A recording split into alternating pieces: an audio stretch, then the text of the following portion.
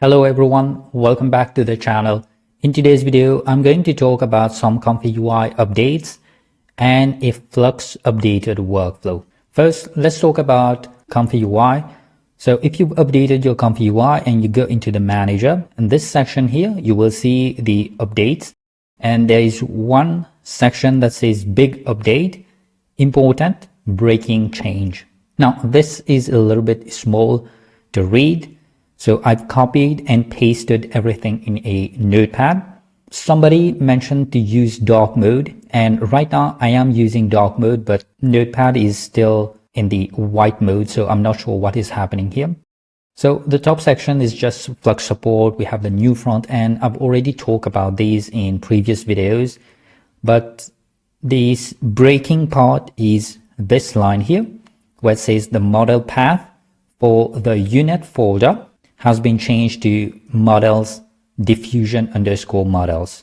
So in my file explorer here, this is the folder that got changed to diffusion_models. Now for me, I've reverted back to a previous version for this video, but if you've updated to the latest version, just be aware of this here. Now there's also a reserve-vram that you can add to your command when you run ComfyUI. So for the Windows portable version, you'll need to go into ComfyUI where you have your run CPU, run NVIDIA GPU. And then this line here, if you don't have this section, that's fine. But after the standalone -build, you will type in --reserve-vram, just like it says here. And it's going to limit ComfyUI usage of your VRAM. Now, I'm not sure why you want to do this. It says here that if you are running other GPU tasks simultaneously with ComfyUI, then you can use that and it's going to limit it. Now, there's also this support for TAEF1. Basically, if we go into the manager here and then we go into model, you can search for Flux, and the first two, basically ID number 1 and 2, it tells you here that it's for high quality preview when you are generating your image with a Flux. Now, I don't usually enable the preview, but if you do, and if you have the system requirements, then you can do it. Okay, so on to the Flux updated workflow. Now, I'm using the new front end command here. But if you don't have that, if you have the old version, that also will work. All right, so I have a couple of images that I've already generated. I'm going to load them into ComfyUI. In the description of this video, under resources section, there will be a link that will take you to a GitHub page where you can download all of these images. So just drag any of these images inside of ComfyUI and you will get the workflow. Now it will tell you that there are a couple of missing custom nodes, and for this one we will need to download one custom node. To get the missing custom nodes, we'll need to go into manager, go into custom node manager. At the top, type in xlabs, and this ID here, ID 1204, and the author xlab-ai is the one that you'll need to install. Click on the install button. Once it's completed, it will tell you to restart ComfyUI. Click on restart. At the top here, it's telling me that it's reconnecting. Now, if you get reconnecting in the middle here, that's fine too. Once it's done, you can refresh your browser and now you should have all the nodes. If you are still seeing something as red, then go into your terminal and check your terminal. It may tell you that there is an error or something that will give you an idea of what's happening. Okay, so quickly, I'm going to go over the workflow. Now, notice that in this particular workflow, we are using the dual clip loader, the load diffusion model, and then we have the separate VA. Now, I already have a video on these for Flux, but briefly, just to go through, you will need to have two clips. You can get these clips from the ComfyUI example page. And then at the top itself, it will tell you files to download for the regular version, and then there will be a link. Click on the link, it will take you to Hugging Face page. Now you will need to download the clip_l.savetensors and then the txfp8 underscore basically .savetensors. Now I believe if you are on Mac, you may have to download the fp16. I'm not sure, maybe all you'll need to do is to change it here. We have a weight D type. If you go to default, that's fp16. I have it as fp8 one, and that works for me. Now for the clip, once you've downloaded them, you'll need to go to ComfyUI, models, and then paste it inside the clip folder here.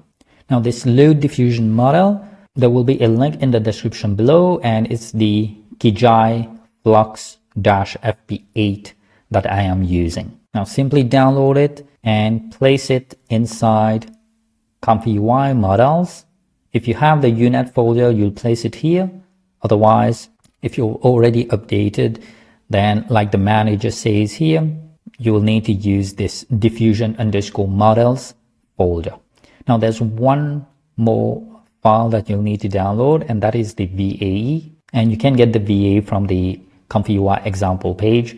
It has the link there. VAE can be found here. Click on here, and then just click on the download button here. Once it's downloaded, place the VAE inside the VAE folder under models folder. Now for these examples, I'm also using a LoRa, but you don't need to have the LoRa. If you just want to test the workflow like this, you can delete that LoRa too. Now from my testing, the Flux model can do quite a variety of resolution, but to keep things simple, I'm just testing 1024 by 1024, but feel free to change the resolution. Now what's new here is that we have this clip text encode or Flux, and this is for the negative prompt. It is blank, and this one is for the positive prompt. We have two fields.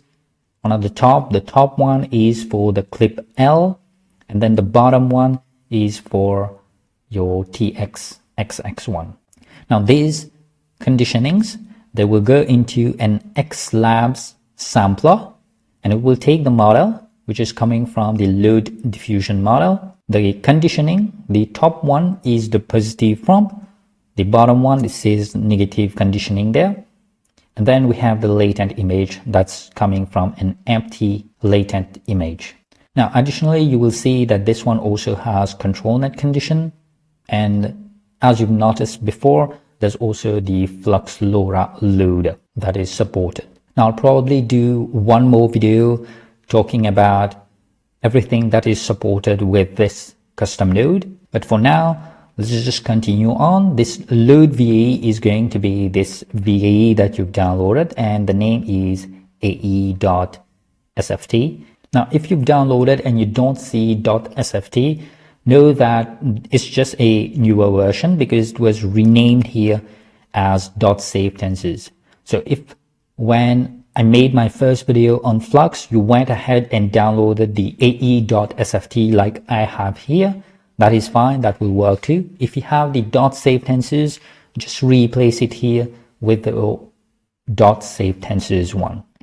Now, one thing to note here is that this clip text encode Flux has a Flux guidance already built in here, but it also has a true_GS, which stands for guidance scale, and that also is at 3.5. So from what I've seen in all the examples, these two values are the same. So for my testing, I've just left it as 3.5. Now there's another field here that says image to image underscore strength, and right now it is set to 0. You can consider this as denoising strength. However, if you were to add a normal case sampler, the denoise would be at 1 if you're using an empty latent image. In this case, this image to image strength has to be at 0 when you are doing a text to image workflow like this one here. Okay, so finally, just click on Q prompt, and I've already done the generation here. I have a couple of examples. You can see that it works pretty much like the Flux model here. It can do text, it can do the different style, and LoRa. In this particular one, I'm also using a LoRa. As you can see here, it's able to get that LoRa. As I mentioned before, I'm going to do another video in detail explaining about the LoRa and ControlNet. So if you have not subscribed yet, you may want to subscribe so as not to miss that video. Now, all of these are same. They were generated using the same workflow. I'm just going to go through it so that you can see the quality. This is another one here. And I'm basically just changing the prop as well as the LoRa. Now, let's come to this image here. So it's, I believe, number 4. And let me load it. This one, right now I have my dual clip loader. The first one is clip_L. And then the second one is the T5XXL. And I wanted to know if there's a difference between the top one and the bottom one in this clip text encode flux. So what I did is I said red in the top half and then blue in the bottom half of the image. And I got this as a result. So I'm thinking the bottom one has more influence on the output than the top one. So I did another example, and in this one I said the same thing in my dual clip loader, but in my clip text encode flux I've just reversed the position. So this time I have blue at the top and then red in the bottom one, and the image is mostly red. So when I said blue in the bottom one, I got this image, and when I said red in the bottom one, I got this image. Now, another test I did is I left the top one blank and simply said red in the top half, and this is the image I got. So clearly the clip L is also influencing the image, but it's not to that extent. Now, most examples I've seen, people are putting the same text at the top and at the bottom. So just copy and paste it in both. Pretty similar to SDXL. When it first came out, we had a dedicated clip text encode for it, and it had I believe it was L and then G, if I'm not mistaken, but we had 2 fields where we can type in the prompt. Okay, so this one is in the clip L, we have blue, and this one is just blank. So there is a difference there, as you can see. Now the next one I have here is just an image to image workflow. So let me drag it inside. And if you get this, you just need to download a custom node. Just close out, go into the manager. You can click on install missing custom node and then click on install, then restart your ComfyUI. Once it's completed, refresh, and you will basically get this image crop here. Now for the actual image to image workflow, notice how I have image to image strength as 1. I wanted to test what's going to happen. And all I've done is replace this empty latent image node with this 4 nodes here. So I have a load image that's going to be for the image input. I'm cropping the image in case it is too big. The preview is just so that I can see what's happening with the crop node. You can use any other crop node. You can also use, I believe we have a resize, yes, image resize node. This one is actually better because you can tell it to fill, crop. You can also pad. You can also keep the proportion. So use whichever method you need in order to get your image to the correct size. And then I'm just doing a VAE encode, sending it over to XLabs sampler as the latent image. For the VAE, in the VAE encode, I'm using the AE dot either safe tensor or SFT if you have the old one. And so this was my input image, and then this was my output image at strength 1. And you will see that the image is at a lower resolution, and that is because this image crop one will only crop it if it is more than the resolution that you've specified here. Now for me, because my input image was already at a low resolution, it just generated a low resolution image. So I've changed that with this one. So let me load this workflow. And as you can see here, I am using the image resize because this one will increase the size if the load image is already at a low resolution, and everything else is the same. I have the image to image strength at 1, and this is the result. As a reminder, this was the input image. Now it did not follow the input image. It's just that the prompt I had already specified these, and you can see it here. So I've already specified that I wanted 3-panel wall frame picture, and it was able to generate that image. That's the good thing about Flux. It understands the context really well. But just to show you that the image to image strength is similar to denoising, if you go to 1, it's going to basically ignore the image input. If you go to 0, it's not going to change the image at all. And right now I have it at 0.7. Everything else is the same. I have the same prompt at the top, and this is the input image, and then this is the generated image. And you can see that it follows it quite well. We have the border and then these white separation, and it was able to capture that and generate the image there. Now because it's at 0.7, it had more room to generate new things. So you can see that in the actual panel, we don't have the exact image there. I've done one more test, and this is the one. Let me load the workflow, number 9. And for this one, what I've done is I've changed the image to image strength to 0.1, and you can see it here. Let me move myself. This is the original input image, and then this is the generated image. Let me delete number 8 temporarily, and this is the input and this is the generated image. So it changed, but barely, and that is because the image to image strength was at 0.1. All right, so in this workflow, you will be able to do image to image, you'll be able to do text to image, and you can also do the LoRa, but you'll need to use the load Flux LoRa. Simply add your converted LoRa file here, and this model will go into models here. If you have any trigger word, you'll need to input it in your clip text encode. Now, like I mentioned, the bottom one has more influence over the top one. I'll have to do some more testing to see if the top one is more of a general style, and then this one is more for the subject of the image.